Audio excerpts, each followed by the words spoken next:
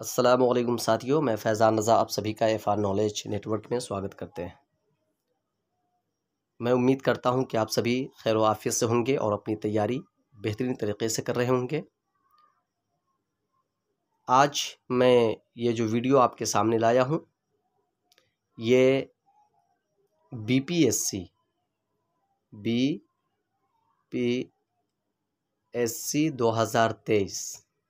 2023 जो आपके निसाब में शामिल जो सवालात व जवाबात हैं, उसके ऊपर आज हम बहस करने जाएंगे। तो चलिए स्टार्ट करते हैं बगैर किसी टाइम लिए हुए, क्योंकि ये क्लास काफ़ी लंबा होने वाला है और आप क्लास के साथ बने रहें। इंशाल्लाह मैं उम्मीद करता हूं कि इस वीडियो से कम आपके 5 से 10 क्वेश्चन ज़रूर ब-ज़रूर टकराएंगे। अगर आप इस वीडियो को शुरू से आखिरी तक देखते हैं तो आपका 10 नंबर कहीं नहीं जाएगा, क्योंकि इस बाब में मैंने इस पूरी किताब को, इस पूरी सबक को पढ़ाने की कोशिश किया है, जो आपके लिए बहुत ही अहम है और मोतबर साबित होने वाली है। तो चलिए स्टार्ट करते हैं आज का सबक। दक्कन में उर्दू शेर व अदब। दक्कन में उर्दू शेर व अदब। कह रहे हैं कि उर्दू शेर व अदब की तारीख़ में, उर्दू शेर व अदब की तारीख़ में, उर्दू शेर व अदब की तारीख़ में दक्कन को बड़ी अहमियत हासिल है। इसके फ़रोग़ में यहाँ के बादशाहों ने भी हिस्सा लिया है, यानी उर्दू की तरक्की में यहाँ के बादशाहों ने भी हिस्सा लिया है। दक्कन का ही एक बादशाह कुली कुतुब शाह उर्दू का पहला साहिब दीवान शायर है। अब ये आपके लिए बहुत ही इम्पोर्टेंट लाइन है। आपसे क्वेश्चन किया जा सकता है कि उर्दू का पहला साहिब दीवान शायर कौन है? तो वो कुली कुतुब शाह। कौन है? कुली कुतुब शाह। पहला साहिब दीवान शायर कौन है? तो कुली कुतुब शाह उर्दू का पहला साहिब दीवान शायर है। चलिए,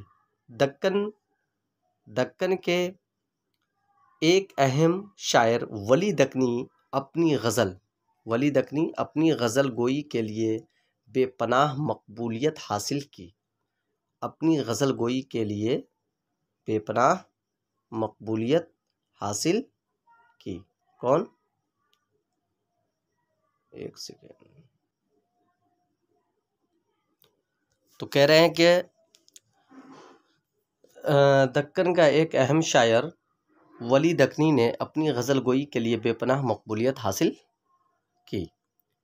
पहले दक्कन के हुदूद में गुजरात, तेलंगाना और कर्नाटक के इलाके शामिल थे।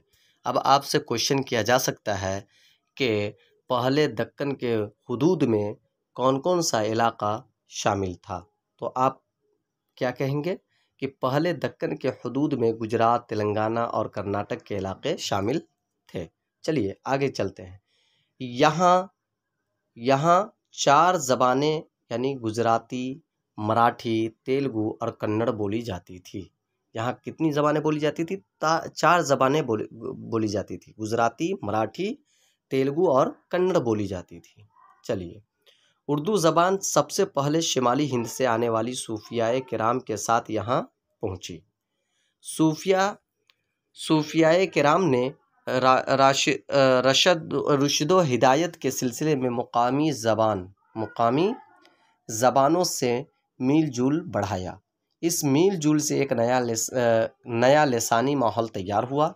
दक्कन पर अलाउद्दीन खिलजी की फ़तह ने शिमाल व जनूब को एक धागे में पिरोने का काम किया और नए लिसानी माहौल के मज़ीद फ़रोग़ हासिल हुआ।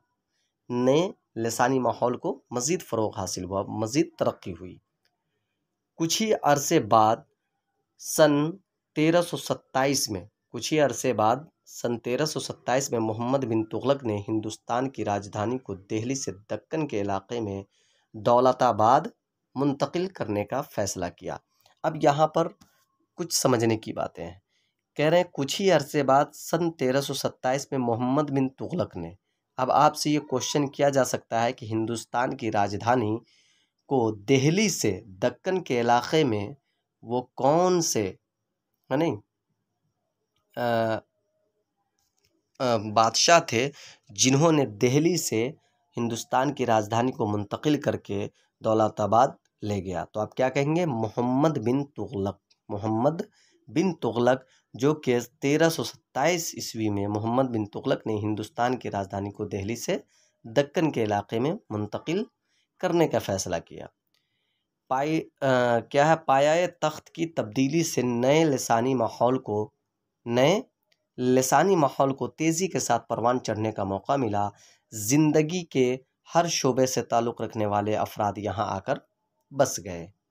ज़बान की लेन देन का जो अमल सूफिया किराम से शुरू हुआ था, फ़ौजियों सिपा सालारों से होता हुआ हुक्काम और दरबार तक पहुँचा। ये सभी जानते हैं, ये इम्पोर्टेंट बातें नहीं है, बस पढ़ाने की जो बात है, जो एक नशिस्त में जो जिसको पढ़ाई कहते हैं, वो मैं आपको कहानी पढ़ा रहा हूँ, लेकिन उसमें जो मेन पॉइंट है वो मैं आपको लिखवा रहा हूँ और अंडरलाइन कर रहा हूँ, उसको आप ज़रूर नोट डाउन कर लें कलम कॉपी लेकर के। अगरचे 1 साल के बाद ही दिल्ली को दोबारा राजधानी बना दिया गया, ताहम दिल्ली से ताल्लुक़ रखने वाले ज़्यादातर लोगों ने वहीं रिहाइश इख्तियार कर ली। दिल्ली से आई हुई ज़बान पर मुकामी असरात की वजह से उसे आगे चलकर एक नया नाम दक्कनी दे दिया गया, जो उर्दू की एक कदीम शक्ल है। उसे कदीम उर्दू कहना ही मुनासिब है, क्योंकि अफ़ाल और जुमलों के नहवी साख्त के एतबार से दक्कनी और उर्दू में कोई फ़र्क नहीं। यूं ही पूरा दक्कनी सरमाया फ़ारसी और उर्दू की एक अदबी रिवायत का हिस्सा है। अब आगे क्या है वो देखते हैं। अब यहाँ पर आपके सामने अभी तक तो मैंने उर्दू की तरवीजो अशात का जो मेन पॉइंट था वो मैंने आपको बताया कि दक्कन में जब उर्दू आया तो वहाँ के बादशाहों ने, ख़ासकर कुली कुतुब शाह ने, वली दक्कनी ने, ये सभी ने मिल कर के उर्दू अदब के फ़रोग़ में कारनुमा अंजाम दिए। अब एक के बाद एक आपको पॉइंट लिखवा रहा हूँ। बहमनी दौर कब से कब तक हुआ, वो सारी चीज़ें यहाँ पर आप देख पा रहे हैं। चलिए, कह रहे बहमनी दौर सन 1347 से 1495 ईस्वी तक रहा। बहमनी दौर कब से कब तक है, तो 1347 से लेकर 1495 ईस्वी तक। 1347 से 1495 ईस्वी तक बहमनी दौर रहा। अब इसमें क्या क्या हुए वो सभी पॉइंट आउट करना है आपको, कलम कापी लेकर बैठे। कह रहे दक्कन में उर्दू ज़बान व अदब के फ़रोग़ के ताल्लुक़ से बहमनी सल्तनत का क़याम भी एक अहम वाक़या है। दक्कन में उर्दू ज़बान व अदब के फ़रोग़ के ताल्लुक़ से बहमनी सल्तनत का क़याम भी एक अहम वाक़या है। इसके बड़े नतीजे सामने आए। एक तो ये कि हसन गंगो क्या था, बहमनी ने मरकज़ी हुकूमत से मुकाबला करने के लिए मुकामी हिमायत को लाजमी समझा। दूसरी ये कि बहमनी सल्तनत इलाक़े में 3 मुकामी ज़बानें तेलुगु, कन्नड़ और तमिल बोली जाती थी। इनमें से किसी एक को दूसरे पर फ़ौक़ियत देने के बजाय उर्दू को सरकारी सरपरस्ती हासिल हो गई। इसी सल्तनत के आखिरी दौर के बादशाह महमूद शाह बहमनी दौरे सल्तनत, जो महमूद शाह बहमनी का जो दौर था वो कब से कब था, तो 1482 से 1520 तक था। 1482 से 1520 ईस्वी तक के ओहद का एक शायर कुरैशी बेदरी है, जिसके बारे में ख्याल है कि उसी ने कदीम उर्दू को दक्कनी का नाम दिया। अब ये बहुत ही इम्पोर्टेंट बातें हैं जो आपको याद करने के लिए अहम है कि आपसे ये क्वेश्चन किया जा सकता है कि वो कौन से शायर है जिसने कदीम उर्दू को दक्कनी का नाम दिया। कदीम उर्दू को दक्कनी का नाम किसने दिया, तो आप क्या कहेंगे, कदीम उर्दू को दक्कनी का नाम किसने दिया, कदीम उर्दू को दक्कनी का नाम किसने दिया, तो कुरैशी बेदरी ने। चलिए आगे हम पढ़ते हैं।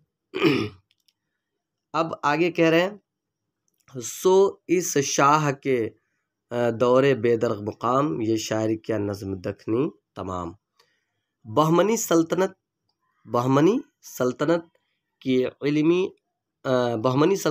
की इल्म, दोस्ती और अदब नवाजी के बहुत से किस्से मशहूर है।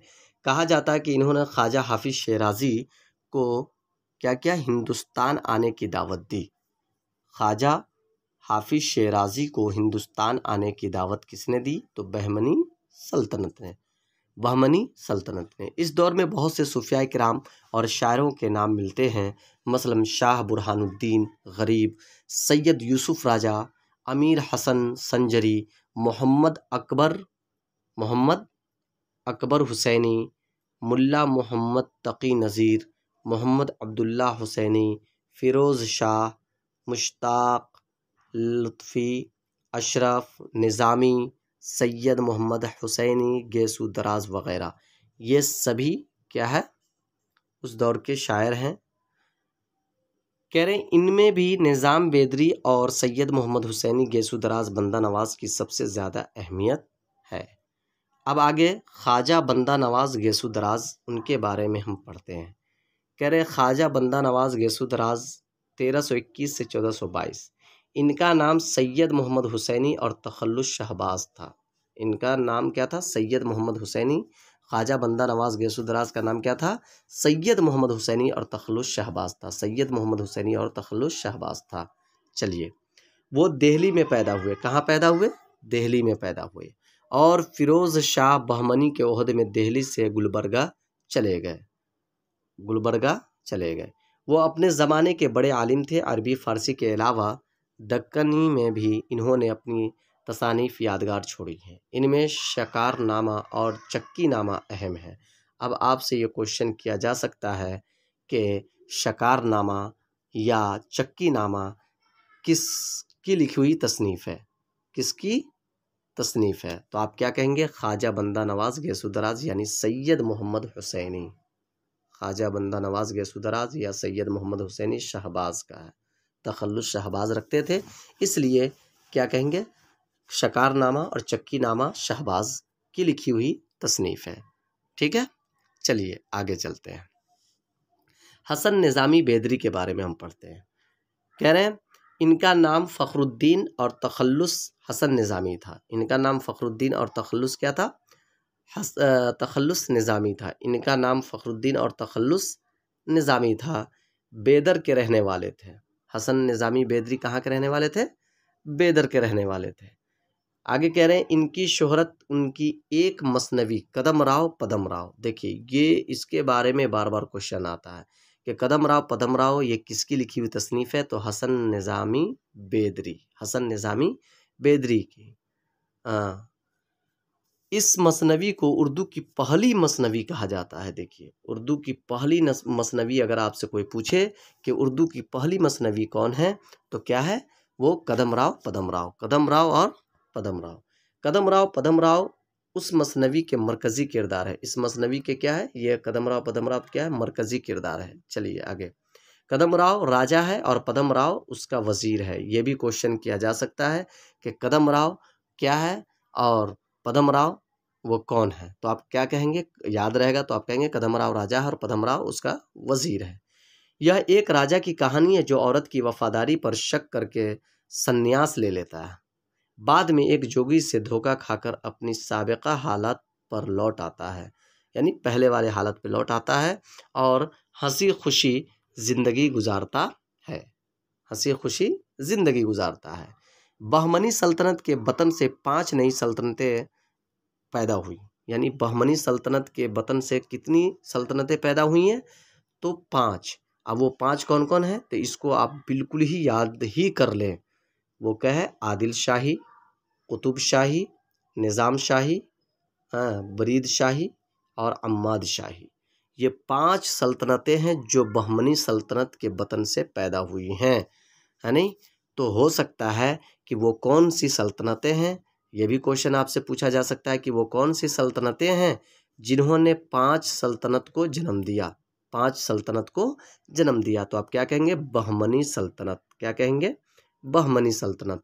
या ये भी क्वेश्चन किया जा सकता है कि आदिल शाही सल्तनत ये किस सल्तनत से निकली है? तो आप क्या कहेंगे? बहमनी सल्तनत से। या कुतुब शाही सल्तनत किस सल्तनत से निकली है? तो बहमनी सल्तनत से। इस तरीके के सवालात अक्सर पूछे जाते हैं। इनमें आदिल शाही और कुतुब शाही सल्तनत ने उर्दू ज़बान व अदब की तरक्की में बड़ा हिस्सा लिया। अब इनमें सबसे ज़्यादा मोतबर हिस्सा अगर किसी ने लिया है तो वो आदिल शाही और कुतुब शाही सल्तनत है, जो उर्दू ज़बान व अदब की तरक्की में बड़ा हिस्सा लिया है। तो आपसे ये भी क्वेश्चन किया जा सकता है कि उर्दू ज़बान व अदब की तरक्की में वो कौन सी सल्तनत है जो सबसे ज़्यादा हिस्सा लिया है, तो वो आदिल शाही और कुतुब शाही सल्तनत होंगे। ये बिल्कुल ही मेरे दोस्तों, आप अगर इस वीडियो को देख लेते हैं, मैंने कहा ना कि ज़्यादा इधर उधर माइंड ना लगाएं, बस मैंने जो वीडियो दिया है इसको आप गौर से सुने और इस जहाँ जहाँ पर मैंने अंडरलाइन किया है उसको आप अपनी कॉपी में लिखा लें, क्योंकि मैंने पूरी किताब पढ़ाने की कोशिश किया है और इसी में से जो मेन पॉइंट है उसको मैं आप तक पहुँचाने की कोशिश कर रहा हूँ। इसको आप ज़रूर देखें। चलिए अगला आप पढ़ते हैं, आदिल शाही दौर। कह रहे कि आदिल शाही दौर सन 1490 से आदिल शाही दौर सन 1490 से 1686 ईस्वी तक का दौर है ये। अब इसमें जो यानी कि मखसूस पॉइंट है वो आप तक मैं पहुंचाने की कोशिश कर रहा हूं। देखिए कह रहे बीजापुर में आदिल शाही सल्तनत का क़याम 1400 में हुआ। अब आपसे क्वेश्चन किया जा सकता है कि आदिल शाही दौर का क़याम कब और कहाँ हुआ, तो आप क्या कहेंगे कि बीजापुर में आदिल शाही सल्तनत का क़याम हुआ जो 1490 ईस्वी में हुआ। बीजापुर में आदिल शाही सल्तनत का क़याम हुआ और वो कब हुआ, 1490 ईस्वी में हुआ। चलिए अगला आगे कह रहे हैं ये हुकूमत तकरीबन 195 साल तक कायम रही। ये हुकूमत कितने साल तक कायम रही, यानी आदिल शाही दौर कितने साल तक कायम रही, तो ये हुकूमत तकरीबन 195 साल तक कायम रही। चलिए अगला, आदिल शाही बादशाहों ने न सिर्फ शेर व अदब की सरपरस्ती की बल्कि वो ख़ुद भी शेर कहते थे। इस हुकूमत का बानी यूसुफ आदिल शाह तुर्की और फ़ारसी में शेर कहता था। हो सकता है ये क्वेश्चन आपसे पूछा जा सके, यूसुफ आदिल शाह जो आदिल शाही का दौर का बानी था वो किस ज़बान में शेर कहता था, तो आप आराम से कह सकते हैं फ़ारसी और तुर्की ज़बान में। चलिए एक और बादशाह इब्राहिम आदिल शाह सानी को जगत गुरु के नाम से शोहरत मिली। देखिए ये बहुत ही इम्पोर्टेंट पॉइंट है, यूजीसी नेट में भी बार बार आता है कि वो कौन से शायर हैं या वो कौन सा बादशाह है जिसको जगत गुरु का नाम मिला, तो आप क्या कहेंगे, बादशाह इब्राहिम आदिल शाह सानी को जगत गुरु का नाम मिला, यानी जगत गुरु के नाम से शोहरत उसको मिली, जगत गुरु के खिताब से नवाजे गए। ये बहुत ही इम्पोर्टेंट क्वेश्चन है। ये सन 2021 में, ये जो 2021 या 22 में जो यूजीसी नेट आया हुआ था उसमें भी ये सवाल पूछे गए थे। चलिए अगरचे शुरू में आदिल शाहियों ने शिमाली हिंद के दरबारों की नकल की और फ़ारसी ज़बान का बोलबाला रहा, लेकिन इस दौर में हिंद ईरानी तहज़ीब के संगम को उलूम फ़नून के बाहर हर शोबे में काफ़ी फ़रोग़ हासिल हुआ। उर्दू ज़बान व अदब पर इस तहज़ीबी इम्तिजाज़ के असरात मुरत्तिब हुए। बीजापुर में कई शायरों और अदीबों के नाम मिलते हैं। इनमें अब्दल, मीराजी शमसुल उश्शाक, अशरफ बयाबानी, बुरहानुद्दीन जानम, शाह दावुल, मलिक खुशनूद, रुस्तमी, मुकीमी, हसन शौक़ी, सनअती, अली आदिल शाह सानी, शाही नुसरती, अमीनुद्दीन आला वग़ैरह के नाम अहम हैं। ये सभी बीजापुर के शायरों और अदीबों के नाम मिलते हैं। आपसे ये क्वेश्चन भी पूछा जा सकता है कि मीराजी शमसुल उश्शाक किस दौर के शायर हैं या किस इलाके के शायर हैं, तो बीजापुर के शायर हैं। इस तरीके से ये सभी आपको याद करने की चीज़ें हैं। इसको अगर याद आप कर लेते हैं, आप अपनी कॉपी में नोट डाउन कर लेते हैं, तो आपको बहुत हेल्पफुल में होगा। अब चलिए एक एक करके सबके बारे में हम शॉर्ट में पढ़ते हैं। जो मेन पॉइंट है कि मीराजी शमसुल उश्शाक का जो दौर था 1407 से लेकर 1496 तक था। अब आगे क्या कह के मीराजी कह रहे, मीराजी शमसुल उश्शाक मशहूर सूफ़ी बुज़ुर्ग थे। इनका ताल्लुक़ ख्वाजा बंदा नवाज़ गेसू दराज के सिलसिले से था। अब मीराजी शमसुल उश्शाक का सिलसिला किससे था, तो आप क्या कहोगे, ख्वाजा बंदा नवाज़ गेसू दराज से था। चलिए आगे कह रहे हैं कि इन्होंने उर्दू में तसव्वुफ़ के मज़ामीन को बयान करने की रिवायत डाली। अब उर्दू में तसव्वुफ़ के मज़ामीन को बयान करने की जो रिवायत डाली है वो कौन थे? तो वो मीराजी शमसुल उश्शाक़ थे। चलिए आगे।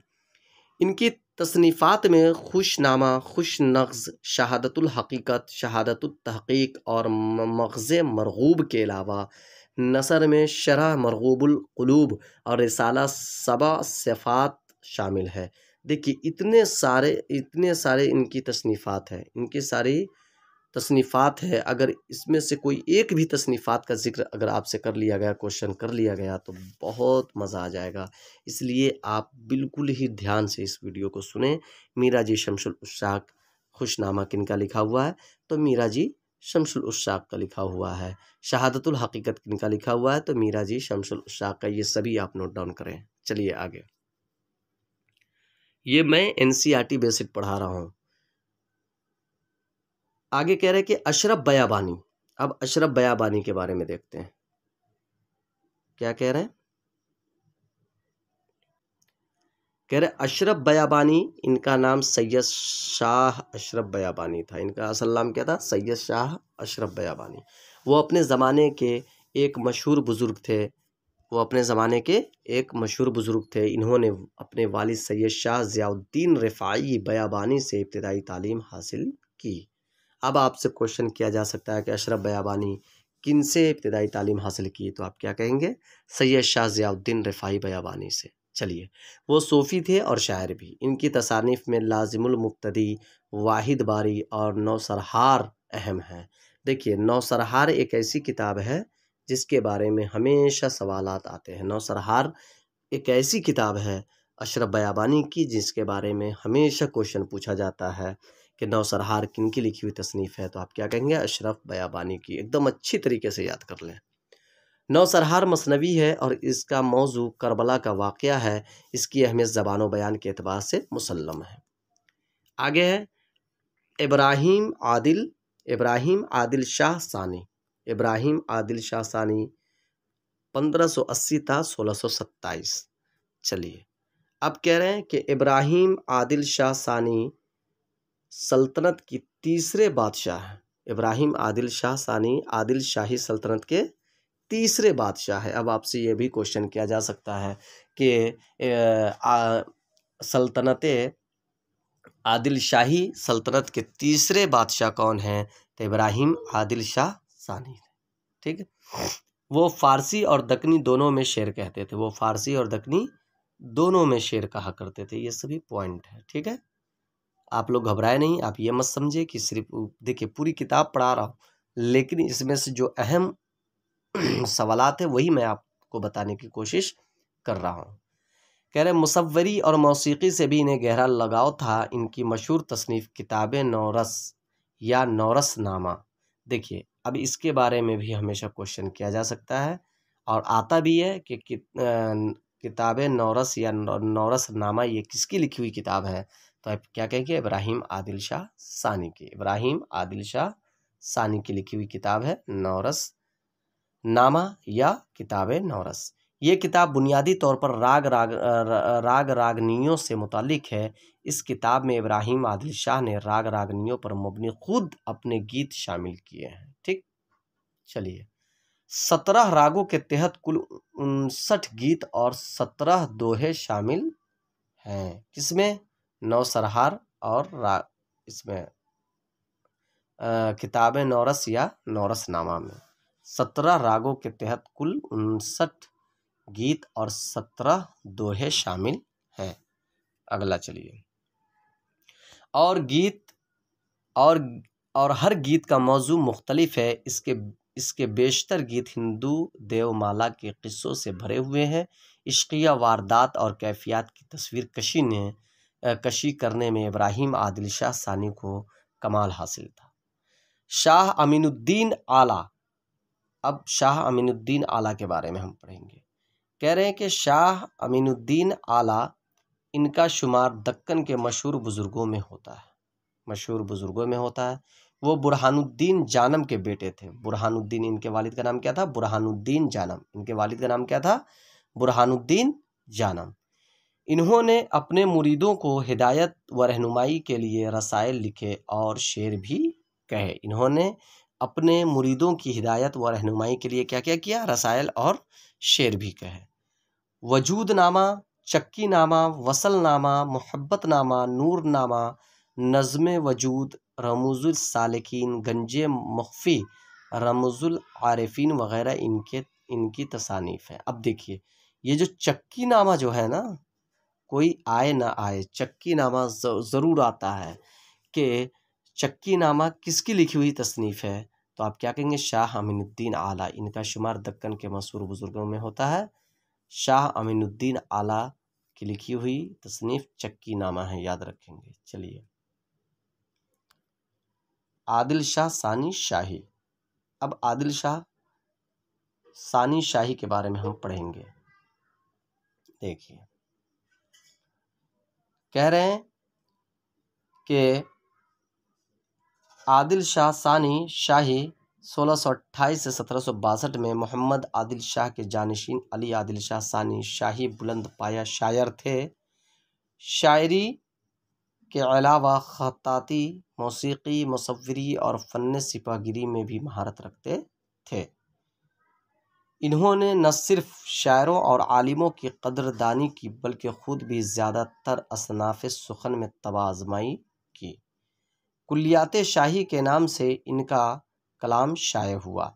अली आदिल शाह सानी शाही की जो किताब है वो किस नाम से शाये हुआ? तो कुल्लियात शाही के नाम से शाये हुआ। चलिए, जिसमें क्या क्या है? तो कह रहे हैं जिसमें कसायद, मुस्नवी, गज़लियात, 4 दर 4 कवित और फ़ारसी कलाम और क़ताआत तारीख़ शामिल है।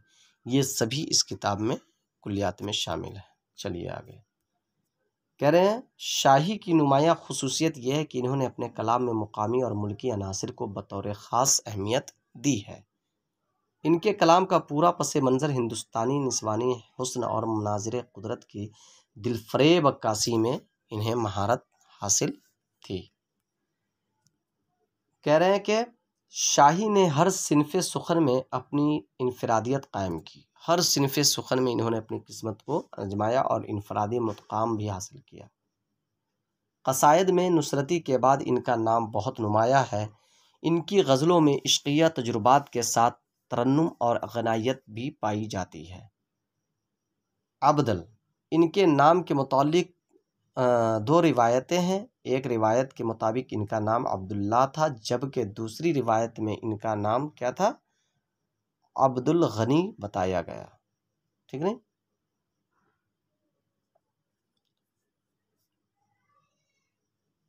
अब्दुल इब्राहिम आदिल शाह सानी दौरे हुकूमत 1516 से 27, 1580 से 1627 ईस्वी के दरबारी शायर थे। ठीक, इनकी मशहूर तसनीफ़ इब्राहिम नामा है, जिसे बीजापुर का पहला अदबी कारनामा कहा जाता है। देखिए, ये इम्पोर्टेंट बातें आ गई ना कि बीजापुर का पहला अदबी कारनामा किसे तस्वुर किया जाता है? तो इब्राहिम नामा को, याद रखिएगा। इब्राहिम नामा को बीजापुर का पहला अदबी कारनामा कहा जाता है। ये बादशाह वक्त का कसीदा है। इब्राहिम नामा अपने दौर के समाजी, अखलाकी और मजलिसी हालात व वाक़यात की आनादारी के लिए मशहूर है। चलिए, अब शाह बुरहानुद्दीन जानम के बारे में हम देखते हैं। कह रहे हैं शाह बुरहानुद्दीन जानम। शाह बुरहानुद्दीन जानम मीरा जी शमसुल उश्शाक के बेटे और खलीफा थे। इन्होंने तसव्वुफ़ के मज़ामीन को मौजू बनाया। तसव्वुफ़ के मज़ामीन को क्या बनाया? मौजू बनाया। इनके मशहूर रसायल इरशादनामा, हुज्जतुल बक़ा, वसीतुल हादी, सुख सहेला और पंजगंज वगैरह हैं। पंजगंज के बारे में अक्सर सवालात आते हैं कि पंजगंज किनकी लिखी हुई तसनीफ़ है? तो शाह बुरहानुद्दीन जानम की। ठीक नहीं? चलिए,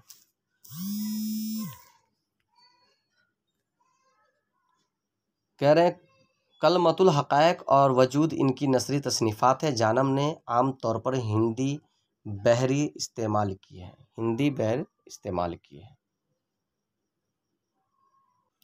इन्होंने आम तौर पर क्या इस्तेमाल किया है?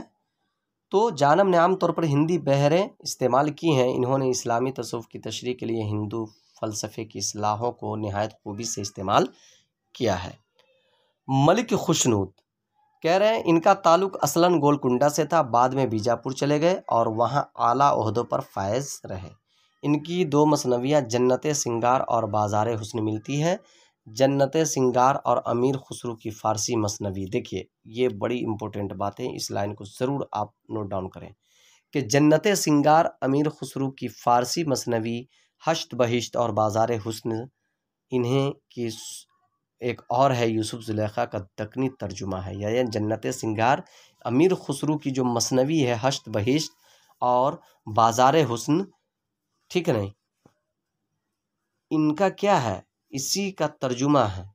एक और यूसुफ ज़ुलेखा, ये 3 मसनवी का तर्जुमा है। कौन? जन्नत सिंगार, ठीक है नहीं, जन्नत सिंगार, अमीर खुसरू की मसनवी हश्त बहिश्त और बाज़ार हुस्न इन्हीं की यूसुफ ज़ुलेखा का तर्जुमा है। यानी कि बाज़ार जन्नत सिंगार है अमीर खुसरू की मसनवी हश्त बहिश्त का तर्जुमा, और बाज़ार हुस्न है वो किसका? यूसुफ ज़ुलेखा का तर्जुमा। ये दोनों अमीर खुसरू की तसनीफ़ है। चलिए अब रुस्तमी कह रहे इनका नाम कमाल ख़ान था। रुस्तमी का असल नाम क्या था? कमाल ख़ान था, ठीक है। वो आदिल शाही दौर दरबार से वाबिस्ता थे। रुस्तमी बड़े क़ादिरुल कलाम शायर थे। इन्होंने क्या किया? गज़लें भी कहीं और कसीदे भी। रुस्तमी की शोहरत उनके तर्जुमे की वजह से है। इन्होंने एक फ़ारसी मसनवी यानी खावुरनामा का दक्कनी में तर्जुमा किया जो 24,000 अशार पर मुश्तमिल है। अब ये क्वेश्चन किया जा सकता है कि वो कौन सी किताब है जो 24,000 अशार पर मुश्तमिल है, तो आप क्या कहेंगे? खारनामा का दक्कनी तर्जुमा किया था जो 24,000 अशार पर मुश्तमिल है। इनमें 222 उन्वानात के तहत हज़रत अली की जंगी फतूहात का बयान है। अब शौक़ी, इनका नाम हसन था और शौक़ी तखल्लुस करते थे। इनका ताल्लुक़ दक्कन के 3 दरबारों आदिल शाही, कुतुब शाही और निज़ाम शाही से था। उम्र का बड़ा हिस्सा निज़ाम शाही हुकूमत में गुजरा। अपनी ज़िंदगी के आखिरी अय्याम में वह आदिल शाही सल्तनत से क्या हो गए? वाबिस्ता हो गए। इन्होंने शायरी में बड़े नाम पैदा किए। फ़तह नामा निज़ाम शाह और मीज़बानी नामा इनकी 2 मसनवियाँ हैं। इन्होंने गज़लें भी कही हैं। दक्कनी अदब की तारीख़ में हसन शौक़ी की बड़ी अहमियत उन मानों में भी है कि इन्होंने वली से क़ब्ल सिन्फ़ गज़ल को मकबूल ख़ास व आम बनाया। वली से पहले शौक़ी ने गज़ल को मकबूल व ख़ास व आम बनाया। इनका कलाम दीवाने हुस्न शौक़ी के नाम से शाये हो चुके हैं। चलिए अब अगला देखते हैं। अब ये सनाती कह रहे हैं इनका नाम मोहम्मद इब्राहिम ख़ान था। वो सल्तनत मोहम्मद आदिल शाह के दरबार से वाबिस्ता थे। इनकी 2 मसनवियाँ क़िस्सा बेनज़ीर, देखिए क़िस्सा बेनज़ीर के बारे में भी अक्सर सवालात पूछे जाते हैं कि क़िस्सा बेनज़ीर किसकी लिखी हुई तसनीफ़ है, तो सनाती की लिखी हुई है। इनका असल नाम है मोहम्मद इब्राहिम ख़ान है, ठीक है नहीं। तो क़िस्सा बेनज़ीर ये किनकी लिखी हुई है? तो सनाती की है। सन 1645 और गुलदस्ता बहुत मशहूर हुई। क़िस्सा बेनज़ीर एक नाम क़िस्सा तमीम अंसारी भी है। क़िस्सा बेनज़ीर का दूसरा नाम क्या है? तमीम अंसारी, याद रखिएगा। इसमें एक सहाबी तमीम अंसारी के हालात बयान किए गए हैं। इस मसनवी से तिलस्मात और अजायबात से मुतालिक मसनवियों के एक नए सिलसिले का आगाज़ होता है। सनाती को बयान पर गैर मामूली कुदरत हासिल थी। देखिए एक चीज़ और यहाँ पर याद कर रखने की है कि क़िस्सा बेनज़ीर में किनके हालात बयान किए गए थे। इसमें एक सहाबी तमीम अंसारी के हालात बयान किए गए, इसीलिए इसका दूसरा नाम क्या है? क़िस्सा तमीम अंसारी भी है, याद रखिएगा। और तमीम अंसारी जो थे वो कौन थे? सहाबी रसूल थे, ठीक है। चलिए अब आगे चलते हैं। नुसरती कह रहे नुसरती इनका नाम शेख नुसरत था। इनका नाम क्या था? शेख नुसरत था। इनकी तालीम व तरबियत शाही महल में हुई थी, जिससे इनकी शायराना सलाहियतें खूब चमकी। वो अपने दौर के सबसे अहम शायर माने जाते हैं। अली आदिल शाह सानी शाही ने इन्हें मुल्कुश शोरा का खिताब अता किया था, याद रखिएगा। मुल्कुश शोरा का खिताब किसे अता किया था? अली आदिल शाह सानी ने, तो नुसरती को। मुल्कुश शोरा का खिताब किसे अता किया था? नुसरती को, याद रखिएगा। चलिए आगे कह रहे हैं कि इनकी मसनवियाँ उर्दू की बेहतरीन रज़मिया मसनवियाँ कही जाती हैं। इनकी 3 मसनवियाँ गुलशन इश्क, अलीनामा और तारीख़ इस्कंदरी दस्तयाब है। देखिए ये बहुत ही इम्पोर्टेंट लाइन है मेरे दोस्तों, इसको ज़रूर आप नोट डाउन करें कि नुसरती की जो किताबें हैं गुलशन इश्क, अलीनामा और तारीख़ इस्कंदरी, वो ये सारी किताबें अक्सर पूछी जाती है। अब आगे कह रहे हैं कि अलीनामा में किसका कहानी है, तो अली नामा में अली शाह की मंजूम सवाने उमरी है। अली आदिल शाह की, याद रखिएगा। ये बीपीएससी क्या कह रहा हूँ, स्टेट में भी ये सवाल आया था कि अली नामा में किनके हालात ज़िंदगी है, तो हज़रत अली के बारे में भी ऑप्शन था बहुत, और उसके बाद अली आदिल शाह के बारे में था, कुली कुतुब शाह के बारे में था। तो याद रखिएगा, इसमें कन्फ्यूज़ किया जाता है। तो अली नामा में किसके बारे में है, तो अली नामा में अली आदिल शाह के मंजूम सवाने उमरी है। चलिए, इसमें नुसरती की कसायद भी शामिल है। गुलशन इश्क में अली आदिल शाह के मुख्तलिफ जंगों का जिक्र है। देखिए, गुलशन इश्क और अली नामा, ये बहुत ही इम्पोर्टेंट लाइन होगी आपके लिए कि गुलशन इश्क में अली आदिल शाह के मुख्तलिफ जंगों का हाल है, और अली नामा में क्या है, अली आदिल शाह के मंजूम सवाने उमरी है। तारीख़ इस्कंदरी भी रज़मिया मसनवी है, और इसमें सिकंदर आदिल शाह के इंतकाल पर मरहटों और आदिल शाही फ़ौजों के दरमियान लड़ाई का हाल बयान किया गया है। नुसरती को कुदरती मनाजिर की अक्कासी और जंगों वजदल के मौरकों की तफसील पेश करने में बड़ी महारत हासिल थी। तो मेरे साथियों, आज का मैं चाहता हूँ कि वीडियो यहीं तक रखा जाए। इंशाअल्लाह मैं इसका जो पॉइंट आउट भी मैं चाह रहा था कि मैं पेश करूं, लेकिन मैं पहले चाहा कि इस चैप्टर को पढ़ा दूं। इंशाअल्लाह कुतुब शाही दौर के बारे में कल पढ़ाया जाएगा, कुतुब शाही दौर। चलिए।